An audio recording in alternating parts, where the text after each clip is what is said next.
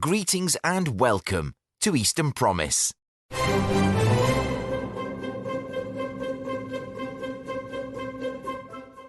I'm Mike Rigby, and this is Eastern Promise, the podcast that explores the full potential of the east of England, across Norfolk, Suffolk, Essex and Cambridgeshire.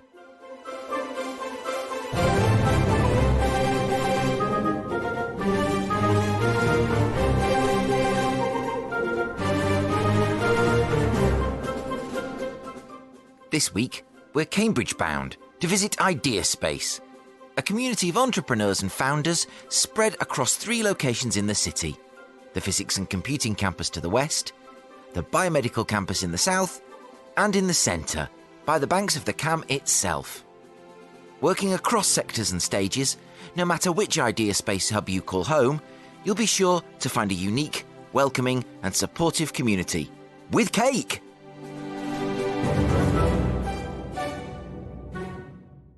And finally, from Abbeys to ziggurats.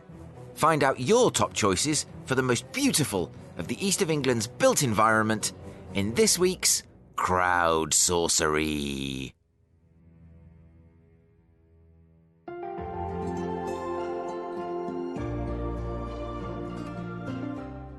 IdeaSpace is essentially a community of founders of early stage startups, entrepreneurs, if you will, and it just basically gives them a place to work from, and it also allows them to connect with other people who are in the same situation as them. It's a bright summer morning by the banks of the River Cam, and in an office off Laundress Lane in Cambridge is one of the 3 sites run by IdeaSpace, a community of founders and entrepreneurs attached to Cambridge University. Now, I fully confess that I was expecting IdeaSpace's hubs to be stuffy, rather donnish places. I also confess, and not for the first time, I was completely, utterly, totally wrong. In fact, they're warm, welcoming and rather homely places, with cakes and biscuits in a tin and a celebration bell rung on a tenant getting investment or acquisition or other good news. You also don't need to be a Cambridge graduate to join the IdeaSpace community. I met with head of IdeaSpace, Ben Hartley, who told me more about the IdeaSpace philosophy, not to mention his own extremely interesting career. Well, it is a sweltering day in the beautiful, beautiful city of Cambridge. I'm here at IdeaSpace City with Benjamin Hartley. Hi there. Who is, well, tell us what you do here, Benjamin. Yeah, so thanks, Mike. So IdeaSpace City is just one of 3 co-working spaces that we run. IdeaSpace is essentially a community of founders of early stage startups, entrepreneurs, if you will, and it just basically gives them a place to work from, and it also allows them to connect with other people who are in the same situation as them, which is often the most important thing really for people, early stage businesses, is really just to meet other people that are going through the same things as they are, who've had the same problems as they are, and also to learn from their kind of mistakes, because that's the best way to do it. People might hear there's other stuff going on around. We're located centrally, just by Mill Lane, on the first floor at Mill Lane. So there's lots of stuff going on outside, which is really quite nice. And on the Cam, sort of boats and punting and everything else. So people are also immersed into Cambridge life at the city office, which is great. I'm going to start with a question I ask everyone in this kind of space, wherever I visit, and that's at Industrial Park or Epicentre in Haverhill, which is, what does innovation mean to you personally? Yeah, that's interesting. I mean, just with a bit of backstory, I guess, with me, just personally, I had a slight odd route into where I am now. I started off as a creative person. I think there's a lot of creativity in innovation, but I did a music production postgrad and was looking to go into working in recording studios and producing music, did music for film and television, etc. And then took a bit of a right turn when I joined the Navy, and I I flew as a helicopter pilot for quite a number of years, which was a bit of a departure from my... I don't know what I expected you to say, but it certainly wasn't. I was a helicopter pilot in the Navy. Just help me out a minute, because I love doing this because I can follow my curiosity wherever it leads and there's nobody around to stop me. What did you fly? I flew Sea King originally and then converted to Merlin EH-101, which is the original kind of version of the Merlin helicopter, which is a very large multi-purpose thing. There's a lot of maritime patrol and drug smuggling, people smuggling, that sort of thing, anti-piracy work that it does off small ships, amongst other things. So, it was more to say that there was a great sort of change in my kind of career path. Yeah. But during that time, I continued doing music and also some film production with a couple of colleagues, and we wrote and directed and produced a feature film in that time as well, and that sort of led on to something after I left the Navy. I was working as a aviation advisor on a large film, and there was a colleague, an ex-Royal Marine colleague, who was going into location management, and together we realised that there was a gap in the film industry for supplying background artists, supporting artists in the film industry, and also advisors, military advisors, that sort of thing, for action scenes and the like.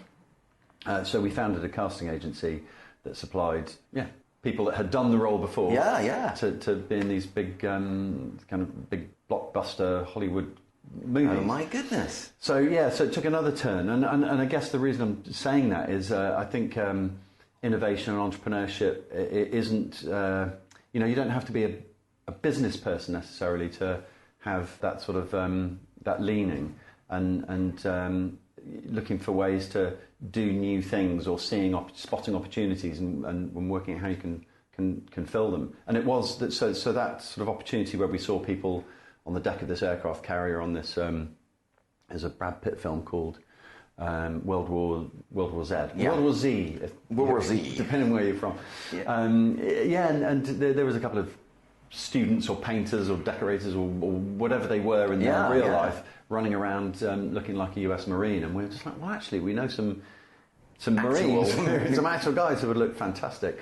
And it was that spotting that opportunity, and then the assistant director then on another film said, oh, you worked on this, we've got this Tom Cruise movie that we're doing called Edge of Tomorrow, which is great, super film, and we ended up supplying loads of people to that, and it just kind of grew out of nowhere. So I think it's the spotting of an opportunity, as I said, and then working out how you how you fill it or how you deal with that opportunity, and then that business led to another one, which was an events company working to recreate scenes in films for their launch. So there's a lot of marketing budget spent on films, sometimes as much as the production budget, and it was there was again a gap to help create scenes from the films as an immersive experience for social media influencers. So they'd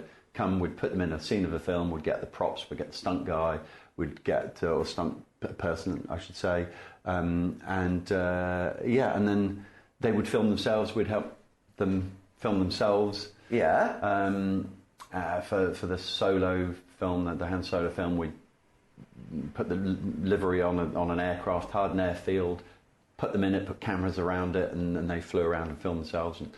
And so that was again an opportunity that came about just from seeing there was a gap and rolling up your sleeves and just getting on with fulfilling that gap. God.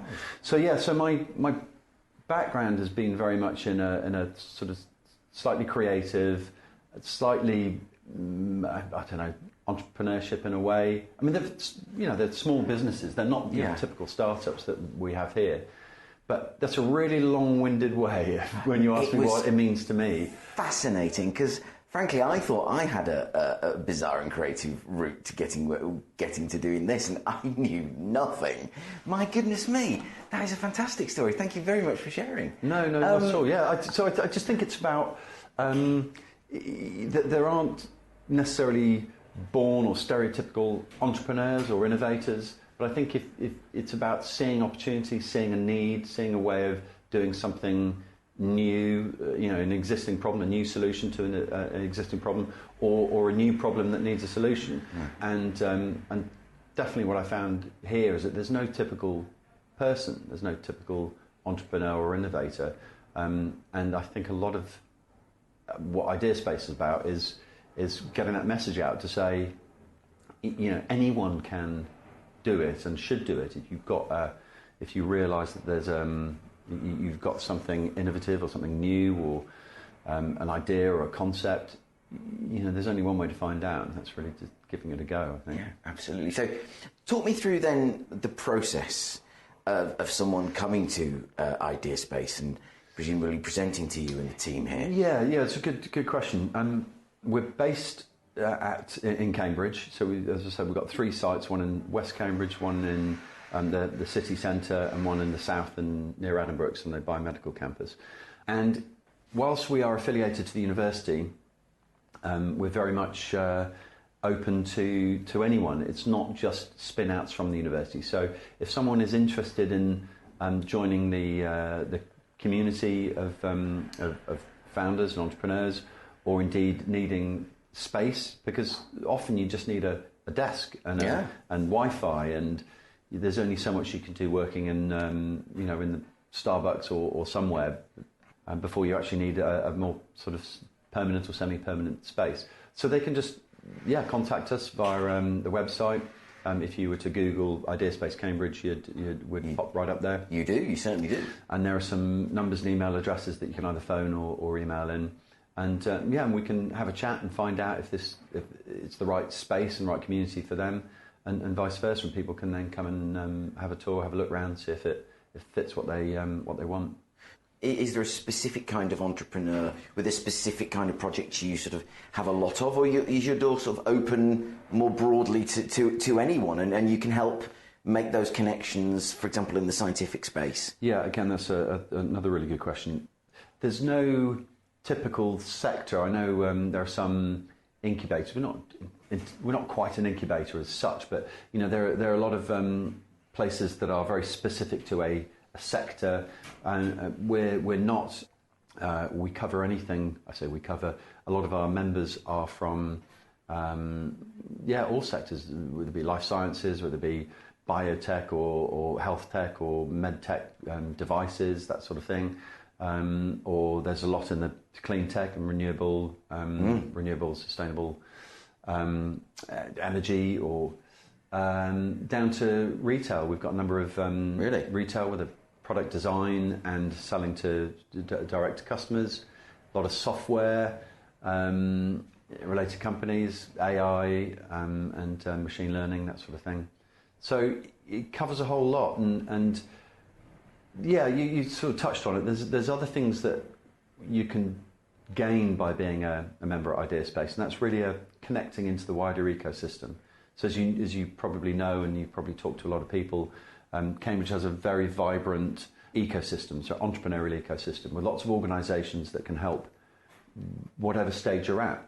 And it might be that you are very early stage, in which case IdeaSpace is a very good place for you. And there are accelerator programs that can help boost and accelerate an early stage startup by means of dedicated support or mentors or advisors. And they can run on a set program, so they join a number of other cohorts on a start date, and then there's an end date, and then they move on. IdeaSpace is really open to people for however long they want. It's as I said, a community and a physical space that they can join. But what we can do is help plug them into the system and put them in touch with other organisations and people that can help them in their needs, whether it be science specific or technical aspects of it, or whether it just be general business advice. What interests me about IdeaSpace is obviously a lot of the innovation hubs I've been to have been sort of single site, and IdeaSpace is very much in various places throughout the city. What's the purpose? I mean, does any site specialise? And what's the purpose of those?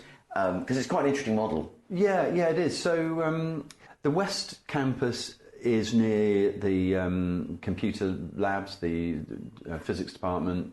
There's the Institute for Manufacturing. There's quite a technical side over there, I guess. And to a certain extent, you sometimes find that the companies, whether that's just purely by chance or just the desire to be physically located near those sort of those things, and likewise biomedical campus, it might just be the address or again the proximity to the biomedical campus, and there are other companies that are there. It might help them. So in some ways, there's life sciences and some of the biotech companies are down in the biomedical campus at IdeaSpace South. City does tend to be a little more mixed, so we've got a whole variety of them here. But again, because they're part of the community, if they've got a question or they'd like a connection with one of the other members, because there's often synergies between a number of companies. We've had one join who's he's just starting up. There's a machine learning aspect to it, and there's another company that are looking at sort of Bluetooth enabled devices, and he can use what they're working on with his product. So they're already coming together and looking at ways that they can work together. And that happens a lot. Do you do anything specific to foster that? I mean, you had the founders' breakfast. Yeah, and that's we'll come right. on to this morning, and I'll come on to my career of the founders versus members and what's that about. Good. Yeah. What, first of all, I suppose, how do you enable and encourage those sort of connections? You know, is it just a case of, you need to meet X, or do you actually hold some kind of, I don't know, mixer, I suppose you'd call it? I think, you've hit the nail on the head, really, because it's hard. You can't force serendipity, but a lot of the serendipitous moments are the things that are most important, that just happen just by nature of being in one place or physically together, or nowadays actually online as well with those meetings. But what we also do is a number of events that try and help create the right environment for those things to happen.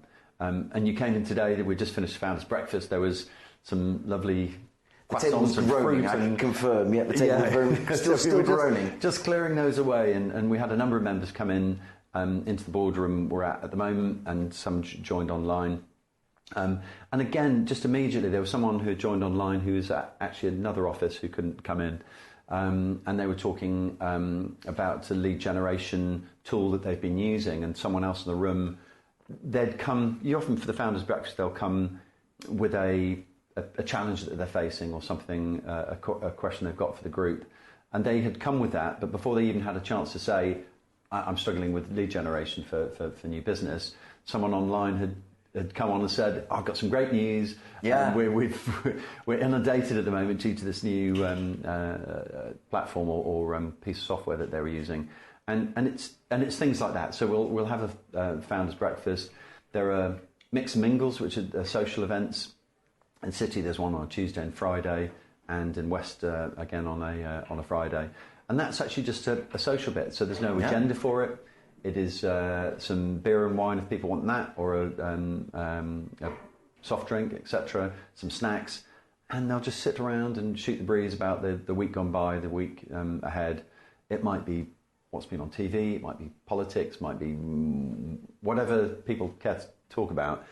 But again, often something comes out of those sorts of meetings and gatherings, because we're all in a similar situation here in all our offices, where people, entrepreneurs and early stage founders, whether it be a small business or a typical startup, they're facing the same sorts of problems. It might just be, how the hell do I get my shareholders agreement sorted? What needs to be in it? Where do I start with it? Can you recommend good lawyers or accountants for this sort of thing? And when they come together and they realise, actually, no one's got it right. No one knows exactly what's going on, because you have to, a lot of it is just rolling up the sleeves and getting on with it. It is. Facing problems, overcoming them. And when you share those, especially in a social environment, it's much more easy to share. Oh, God, you wouldn't believe it. I cocked up the other day because I realised I hadn't done my VAT return, and this is oh my God, I've got my kid. Yeah. What are the consequences if you mess it up? Or just by being sort of relaxed in a social environment, they get to share and learn a lot. We also do some more formal events. There's an entrepreneurship clinic that we run that is a lot of, when new members join, we give them the chance to come to the entrepreneurship clinic. We have 3 alumni that come and help, or they might be a CEO of a business that they've started up, or as I said, there might be an alumni who's had some success and they come back to help out. And it's a bit of a speed dating thing where they 3 members, 3 alumni, or 3 new members, 3 alumni, and they'll just say, right, this is the problem I've got. This is what I'm doing, this is the stage of the business, this is the problem I've got. And each one does it. And then they get a 10 or 15 minutes as a speed date in a separate room, one-on-one with someone to say, this is my problem. And they find that incredibly useful. So events like that are super helpful for the new members. We have run we've got a series that help with the sort of basic building blocks of a business. And again, that we had Steve Brierley from River Lane, a successful founder in quantum computing, who came back and he brought 3 people that had been key to his success in terms of service providers, and it might be a lawyer, IP lawyer, accountant, that sort of thing, or an advisor, and they just talk about their journey with that alumni. And we had an excellent showing for that, and that's not just for members. We open that up as well to non-IdeaSpace members too, and that was held in the hub. Have you been to the hub? No, I haven't. Right.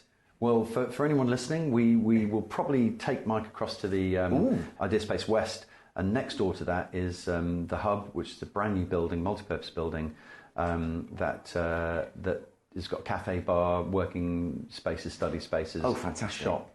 And lots of sort of conference, seminar spaces, and So anyway, we held it in one of those. It's a lovely building. We'll hopefully get a chance to look forward to it. Have a look there later. So a number of events, and I touched on the alumni. Yeah. We are really, really lucky that a lot of very successful company founders have come through IdeaSpace. They've gone on to raise money, to have their companies acquired, or to merge with other companies further on down the line, or to be raising Series A, B, C and beyond.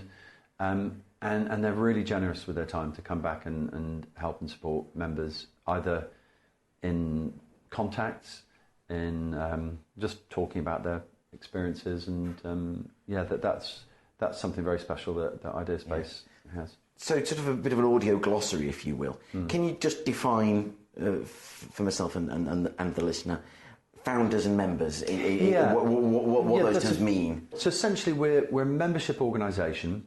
So our members, by paying a membership fee, they get certain benefits. The full-time members get access 24/7 to the offices, and part-time members get 1 or 2 days a week. And there are obviously other benefits that each get. But so to be part of IdeaSpace, you're a member. Now, the members could be part of a team, so they could be part of a team that isn't, their founder or their base or their entire team isn't based at IdeaSpace.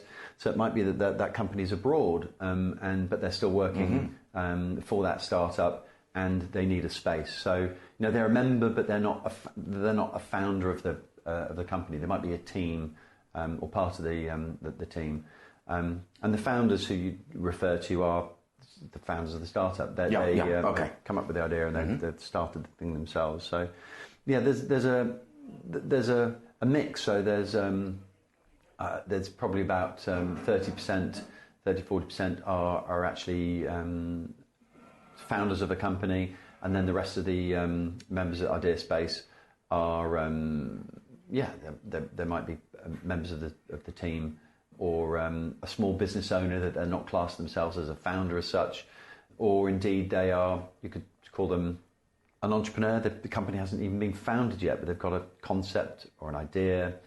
They've got some intellectual property that they have out of research. They could be a spin out from the university, a postgrad or a postdoc that's got some IP, but they don't quite know what their business model is yet. They don't even know what the market is, or who the customer might be, or the user.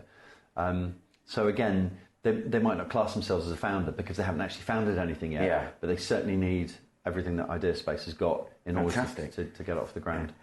One of the things that I'm quite passionate about doing this is you occasionally hear in Suffolk, and particularly Norfolk, that kind of Cambridge is its own little world, and that if Cambridge does well, then that means somewhere else in the rest of the region somehow loses out. Now, I am very much anti that view, and I think to view it as a zero-sum game is inherently wrong-headed.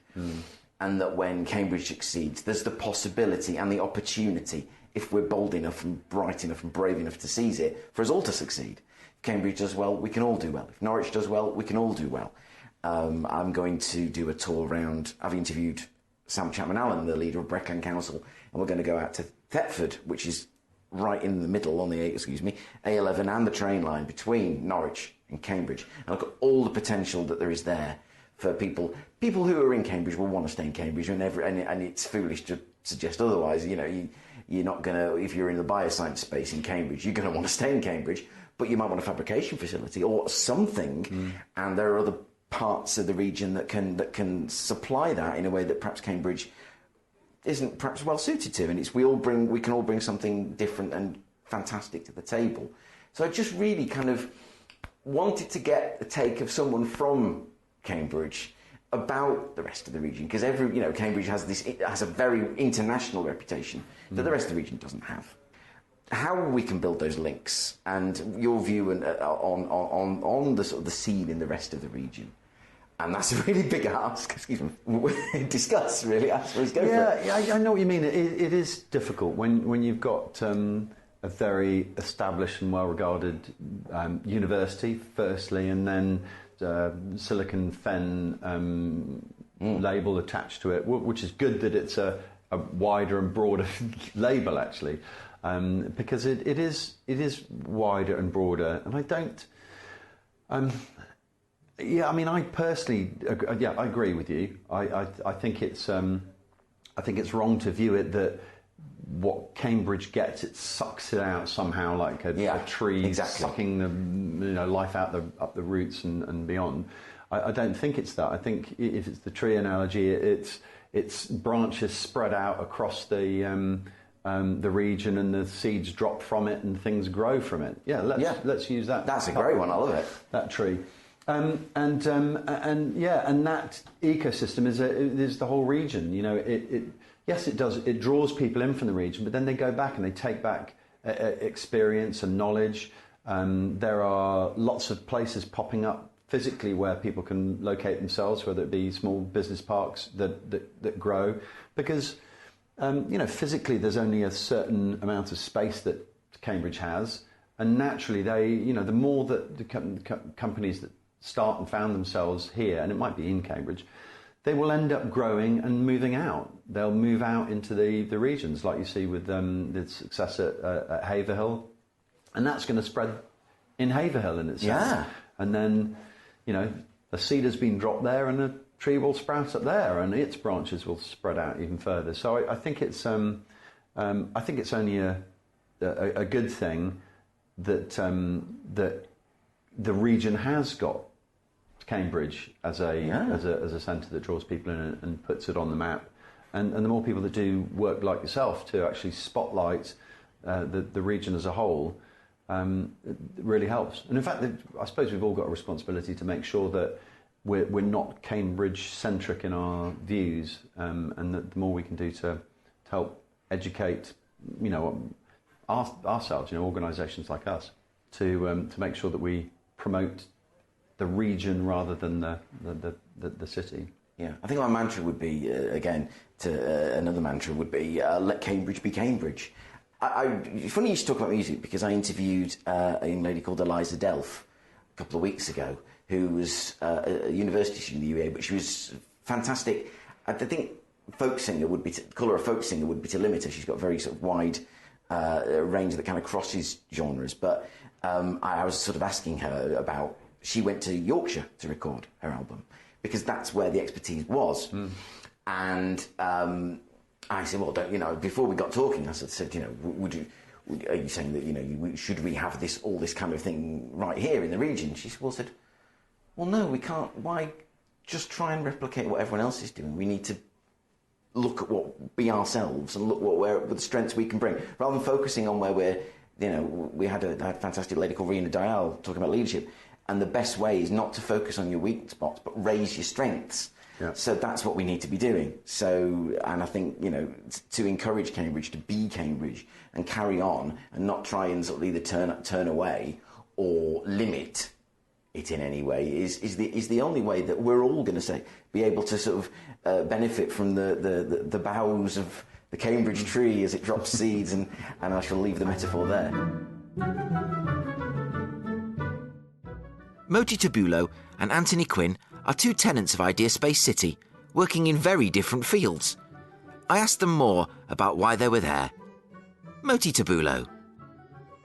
So my startup, we've actually recently been acquired. What we do is we focus on cybersecurity solutions for blockchain applications. So the idea being that blockchains, cryptocurrency applications are very prone to hackers, and so we help cryptocurrency projects secure the applications from hackers. Obviously, being here at IdeaSpace City, what is your membership? And I know this is slightly Ben sitting here watching you, saying, be very careful. But what is it? What do you get out of it? Because I'm fascinated how these places, the feel of innovation spaces, and the kind of the community feel that they bring. Yeah. Apart from a place to work from, the main thing I think is really around community. So there's a bunch of like-minded people, mostly startup founders or people who are in early stage companies, and it just gives a good place to share ideas, good place to get experiences from people who are at a similar stage, and there's also a social interaction element as well.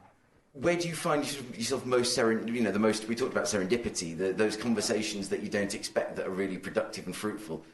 What kind of event here, or water cooler moments, I think they call it. Where does that? How have you found that? Where does that happen for you? Yeah, so there's a couple of places that happens. One literally is around, well, not the water cooler, but the coffee machine. Far more important. So, yeah, exactly, caffeine, Yeah, caffeine, every startup. Exactly, that's what you need, exactly, just caffeine and, and pizza, perhaps. But, yeah, so the coffee machine, there's quite a lot of, moments that happen there. But there's also quite a lot of events that IdeaSpace organizes. So there's a mix and mingle, there's actually several mix and mingles that happen during the week, where all of the founders get together, or all of the members really get together, and just have over tea, coffee, or on Fridays it's wine and cheese. Just have a chat, and sometimes as part of those chats you find out what other people are working on, and it brings up this kind of serendipitous moments. And then there are also a bunch of other events that are organized, maybe not on a weekly basis, but on a monthly basis, like Founders Breakfast, which I think happened today, where you basically turn up and hear stories from other founders, maybe problems they've faced, which sometimes triggers, either other founders have gone through similar problems that you've gone through, or you can relate to them, and that triggers other serendipitous movements as well. Moti, do you think it matters that there's it's not sector specific, or there's different levels? Some are very early stage, some have worked in corporate and have come back. I guess my impression is that it's better, it's richer for more... Yeah. So I've been in other environments where it's only early stage startups, which is it's good in its own way because everybody's going through the same thing, but it's bad as well because you don't have the people who are at a further stage. They can sort of give you advice based on what they've already been through. So I think that's really good here. We have that mix of people who are at the same stage as you through to people who are at completely different stages of further ahead. Yeah. So just briefly, could you tell me about your journey to IdeaSpace? Not in terms of in the morning, but in terms of where you sort of come from. Because Ben was telling me about how it's not you don't have to have been to the University of Cambridge or affiliated with it. I don't know, and I really don't know what your journey is. So I'm just intrigued to know what brought you here and why IdeaSpace. Yeah. I'm definitely not a Cambridge graduate. But my journey into IdeaSpace was I actually joined a sort of let's say hack space nearby, which is MakeSpace. And at that time, I was doing a robotics startup, so we really needed that workshop space. But at the same time, we also needed a sort of clean space where we could bring investors, have meetings. And IdeaSpace was, literally, 2 minutes down, 2 minutes walk. So we joined at that time to, just to have that meeting space. And then that robotics startup, well, in the end, it didn't work out, and I started looking at, my next thing. And so at that stage.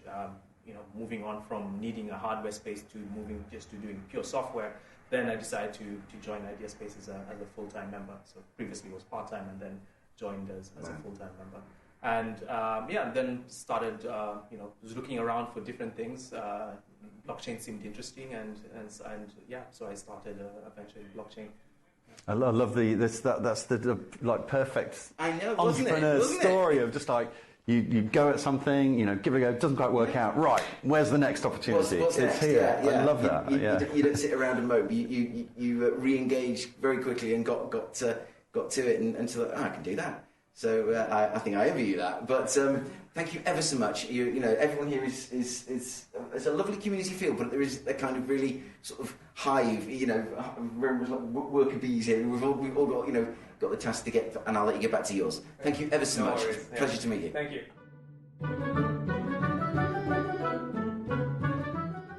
Anthony Quinn. My name's Anthony Quinn, and I'm the co-founder of the Communication Practice. And the Communication Practice is a drama-based training and coaching company. Oh, wow. So, yeah, we often get that reaction. Oh, wow. Yeah, good. So we have a team of professional actors who, as well as being brilliant actors in terms of stage and TV, they're also highly experienced in terms of business training and coaching. So what we generally do is work with people on their one-to-one communication skills. So it could be in sales, negotiations, management. Big topic at the moment is diversity, equity and inclusion. So having conversations about a very delicate subject and a really important subject.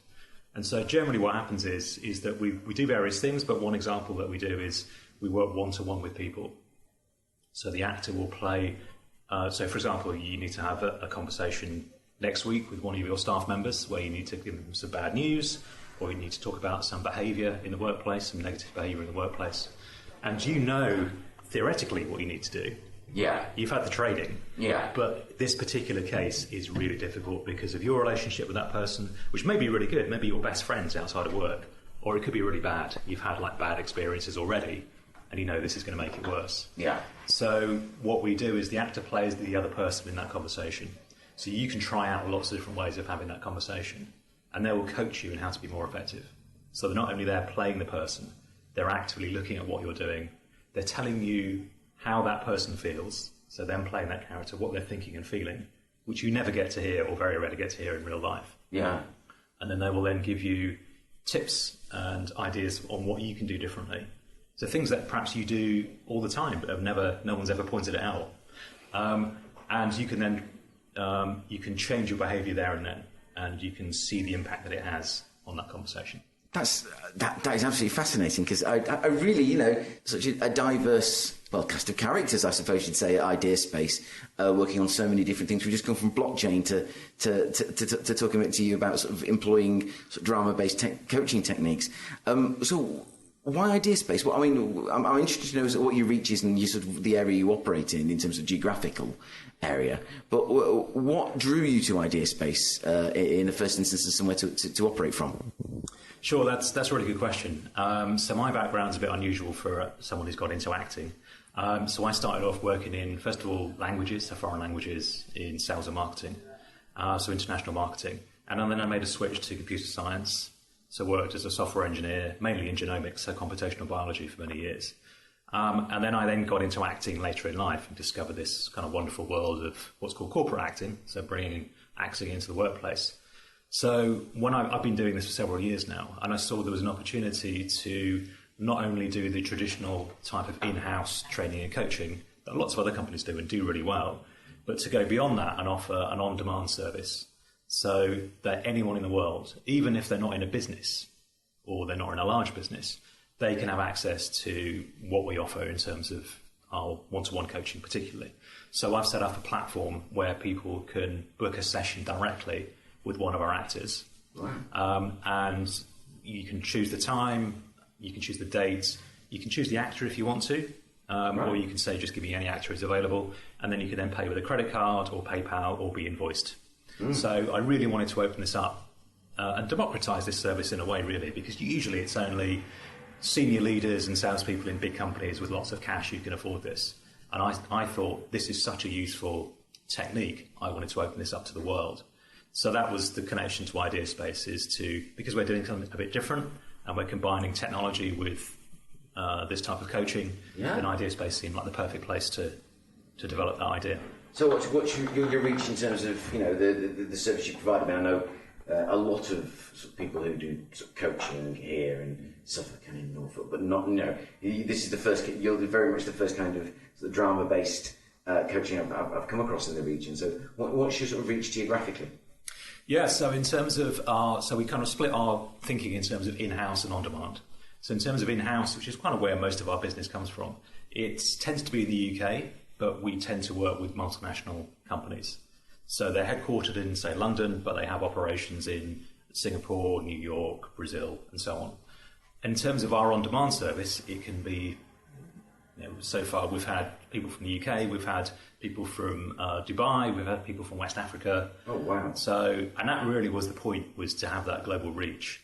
And we've been going 6 months, so it's still early days at the moment, but we're already beginning to see patterns in terms of what people are coming for in terms of the help that they want from us. And a big thing is communicating across cultures, across cultural boundaries. So that could be language differences. So if English, for example, isn't your first language, or even if it is, or even if you speak English to a very high standard, if you've grown up somewhere different to the UK or the US, then you'll have different expectations about how we relate to each other, how we do business. Yeah. Whether I can disagree with you if you're my boss in a public meeting and so on. Things that wherever we've grown up with. Yeah, right. So the structure is like, oh yes. Yeah, exactly. And so that's really interesting for us because culture is one of those things that's invisible. Wherever we grow up, we think that's the norm. Yeah, indeed. And we don't see it. So we're like fish swimming in water. We don't see the water. It's only when you're in a different pond that you realise actually things aren't always the same and are very different in other places. But of course, because those people don't see the water they're swimming in, it can be really confusing for us about what's going on. So that's a big area that we want to develop. And so that's why we're looking at what we can do in terms of, as we grow, recruiting actors from different parts of the world with different cultural backgrounds and different language abilities as well. But that is fantastic, Anthony. Thank you for sharing that. And I very goofed there by leaving the microphone on you while I was talking. What a rookie mistake. Thank you very much for sharing that. It's fantastic. And I wish you every success in your journey with IdeaSpace. I look forward to hearing more about you in due course. Brilliant. Thank you.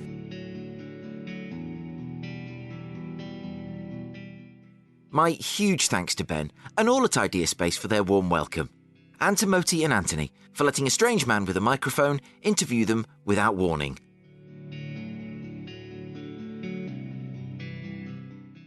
Next week, Ben and I will journey over to IdeaSpace West at the Hauser Forum for more tenant stories, more bells, more biscuit tins, and the most incredible view, which doesn't really work on audio, so you're probably going to have to take my word for it, yeah? The following week, we're going to begin our month-long focus on food in the east of England, starting with an audio tour of the Food Enterprise Park at Honingham near Norwich. Please stay tuned for that one. And now, we in the east of England do not want for unique buildings. From the stark grandeur of the Sainsbury's Centre for Visual Arts to the nearby UEA ziggurats rising from the morning mist like a lost brutalist Babylon, there's something for every taste. So, with your help, let's sort the wattle and daub from the steel and stone in... CROWDSOURCERY.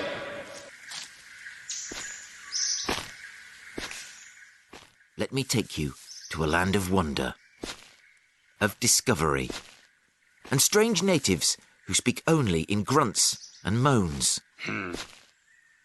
For there, when the sun first rises in the east, and you leave your vehicle behind and begin the arduous trek, clutching the sacred yellow disc that marks you out as a friend, then you see them, shrouded in mist. The lost temples of a strange, outlandish and forgotten civilization. Their jagged design making them so distinctive, their halls marked with strange rituals called hangovers. Hangovers? This is thanks to John Nortcliffe, architect and director at Redhead Architects, who says the UEA ziggurats get his vote. Dr. Catherine Gelbert-Thick of Acuity Limited says, "For me, it's Ely Cathedral.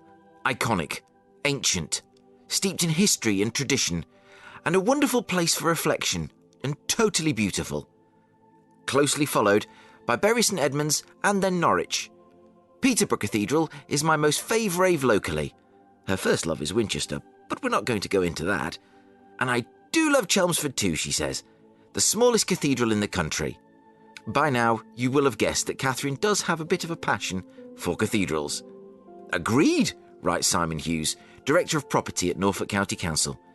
Ely Cathedral is so impressive as you head towards it across the fens, and you can only imagine how it must have appeared in the 1100s.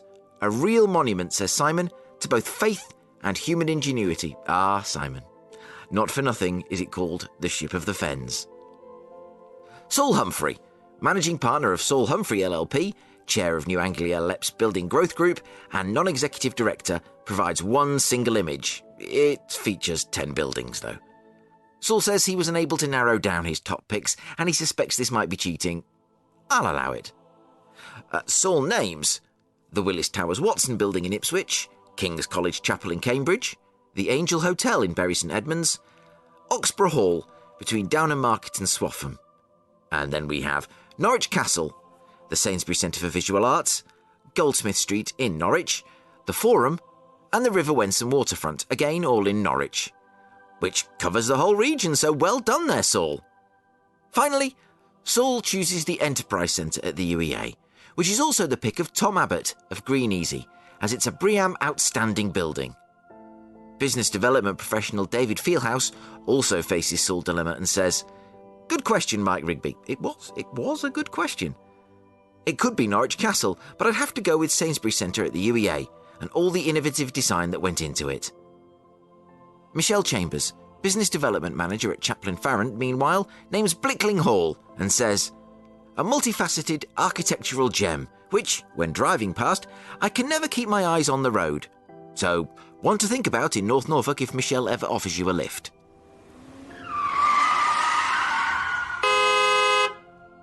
Finally, Matt Wood, experienced housing and leisure architect, names the hostry at Norwich Cathedral, or, if we're going even more historic, says Matt, the enigmatic St Benet's Abbey in the Bure Marshes. Thank you all for your suggestions, and there'll be another CrowdSourcery coming your way soon. I'm Mike Rigby, and that's it for episode 37 of Eastern Promise. With me were Ben Hartley, head of IdeaSpace in Cambridge, along with Moti Tabulo and Anthony Quinn. Next week, we'll be making the journey over to IdeaSpace West to chat with tenants at the Hauser Forum. We'll also be gearing up for our first anniversary recording, a cast of thousands on, no, not the midnight train to Georgia, but the midday train from Norwich. Keep an ear out for that one.